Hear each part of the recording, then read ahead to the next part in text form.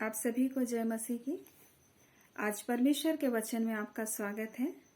अगर आप परमेश्वर के वचन के द्वारा आशीष को पा रहे हैं तो आप इस आशीष को दूसरों तक भी बांटें और आप इसे शेयर करें ताकि दूसरे लोग भी परमेश्वर के वचन की आशीष को पा सके।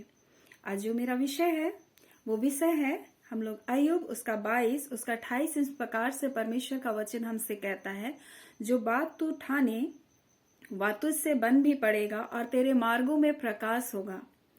और यहाँ ठानने के बारे में हम लोग देखते हैं कि जो बातें तू ठाने वह तुझसे बन भी पड़ेगा। यानी कई बार हम जब अपने जीवन में कुछ बातों को ठानते हैं उसे हम पूरा नहीं कर पाते, हम उसे अधूरा छोड़ देते हैं। हम कुछ निर्णय को लेते हैं और उन निर्णय को हम पूरा नहीं कर पाते। हम पढ़ने के लिए तो चालू करते हैं कि चलो हम पढ़ाई अच्छी तरह से करेंगे, हम इतना टाइम देंगे, लेकिन कुछ टाइम के बाद हम उस पढ़ाई को अधूरा छोड़ देते हैं। हम सब अपने जीवन में कुछ ना कुछ बातों को ठानते हैं, लेकिन वो ठानना हमारे जीवन में अधूरा रह जाता है। और क्या कारण है कि हम जो ठानते हैं वो हमसे बन नहीं पड़ता। लेकिन यहाँ परमेश्वर का वचन अय्यूब उसका 22 उसका 28 में कहता है कि जो बात तू ठाने वह तुझसे बन भी पड़ेगा और तेरे मार्गों में प्रकाश होगा। और हम लोग इस वचन के द्वारा हम लोग परमेश्वर आज हमें बहुत सारी बातों को सिखाना चाहता है। और हम लोग देखते हैं भजनकार दाऊद के बारे में, वो भी अपने जीवन में एक बात को ठाना था और हम लोग उसको देखते हैं भजन संहिता 17 उसका 3 में बोलता है, मैंने एक बात ठानी है, बोलता है कि मैं अपने मुंह से कोई अपराध की बात को ना निकालूंगा बोल के। और वो अपने जीवन में एक निर्णय को लेता है कि मेरे मुंह से कोई गलत बात, कोई अपराध की बात किसी के लिए ना निकले। और ये उसके जीवन का एक ठानना था और उस ठानने के द्वारा उसने अपने जीवन में उस बात को पूरा भी किया। हम दानियल की पुस्तक में देखते हैं, दानियल पहला अध्याय में देखते हैं, उसका 8 में देखते हैं, दानियल ने भी एक बात को ठाना, एक बात का निर्णय लिया था। और वो निर्णय था कि मैं राजा के भोजन को और उसके पीने के दाखमधु को पीकर अपने आप को अपवित्र ना करूंगा। और इसलिए वो जो खोजियों के जो प्रधान था उनके पास जाकर निवेदन करता है कि मुझे ये भोजन खाने को तू मत दे राजा का। और उन्होंने उस पर कृपा दृष्टि की, वो खोजों के प्रधानों ने दानियल के ऊपर कृपा दृष्टि की और वो उस भोजन को नहीं खाने पाया। और जैसा दानियल चाहता था वैसा भोजन वो किया।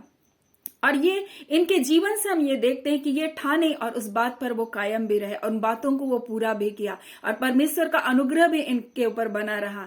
अगर वो खोज के प्रधान जब उन पर दया या कृपा ना करते तो क्या वो बात को वो कर पाता? नहीं कर पाता। वैसे ही हम जब ठानते तो हैं, लेकिन कई बार ये बातें हमारे जीवन में पूरा नहीं हो पाती। कारण क्या है?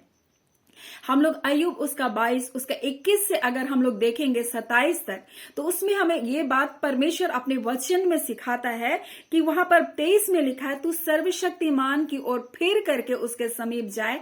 तो लिखा है वहां पर, और अपने डेरे से कुटिल काम को दूर करेगा तो तू बन जाएगा। फिर वो कहता है कि तू उसके मुंह की शिक्षा को सुन ले और उसके वचन को अपने हृदय में रख ले। तो बोलता है परमेश्वर का वचन और भी कहता है वहां कि तू अनमोल वस्तु को धूल में और ओपीर के कुंदन को नाले के पत्थर में डाल दे। और यहाँ लिखता है, तब परमेश्वर तेरी आप अनमोल और क्या होगा? अनमोल और चमकीली चांदी होगा करके परमेश्वर का वचन वहां बताता है। वहां पर यह सिखाता है परमेश्वर का वचन, ये हमको बता रहा है आप मन को फिराएं। और जब मन को फिराएंगे तो दूसरा काम ये करना है कि हमको अपने जीवन से, अपने डेरे से हर एक कुटिल काम को, हर गलत काम को निकाल करके बाहर करना है। और तीसरी बात, परमेश्वर की वचन को हमको सुनना है और सुन करके उस वचन को अपने हृदय में रखना है। और जो परमेश्वर के वचन को यानी जो व्यवस्था की बातों को सुनने से इनकार कर देता है, परमेश्वर का वचन कहता है उसकी प्रार्थना घृणित ठहरती है, उसकी प्रार्थना कभी सुनी नहीं जाती।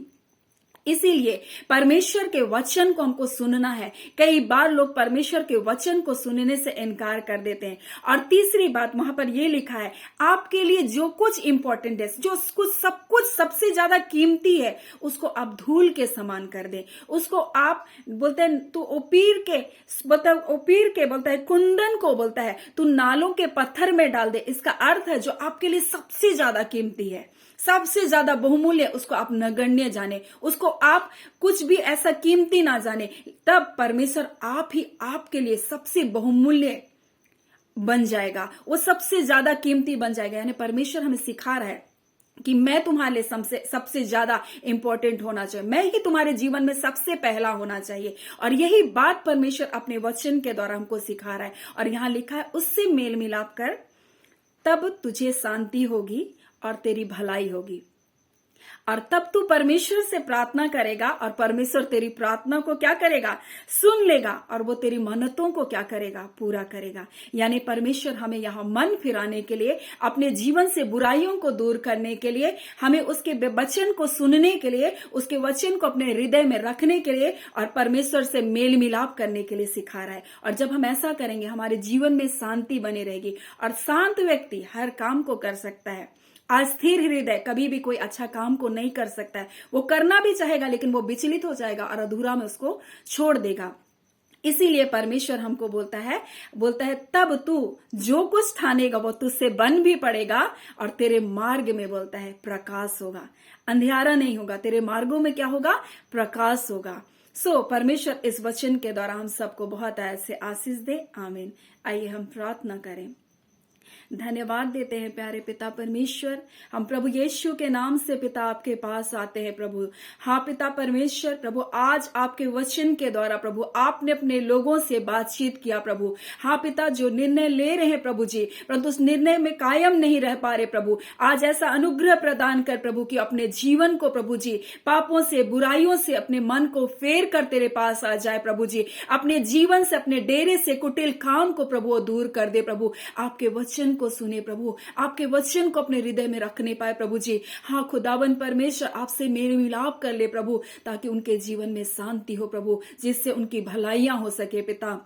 हाँ खुदावन परमेश्वर, हर एक लोग जो आज विचलित हृदय में है प्रभु जी, आज स्थिर मन में है प्रभु जी, आज उनके मनों में आपकी शांति होने पाए इस वचन के द्वारा। आज आपसे उनका मेल मिलाप हो जाने पाए प्रभु जी। आपके पुत्र के लहू के द्वारा उनके पाप धुल जाने पाए प्रभु जी। उनके पाप, उनके अपराधों को तू क्षमा कर दे प्रभु। आप कहते तुम्हारे पाप चाहे कैसे भी गहरे रंग के हो प्रभु, मैं उसे हीम की नाई श्वेत कर दूंगा प्रभु जी। हाँ खुदावन, आप अपने लोगों के पापों को प्रभु क्षमा कर, जिससे प्रभु वो तुझसे दूर चले गए, वो तेरे पास मन फिरा कर आने पाए प्रभु, आपसे मेल मिलाप कर लेने पाए प्रभु जी। हाँ पिता, जिससे उनके जीवन में शांति बनी रहे प्रभु, उनके परिवार में शांति बनी रहे। हर परिवार की गड़बड़ी, लड़ाई और झगड़े और कला यीशु के नाम से दूर होने पाए पिता परमेश्वर।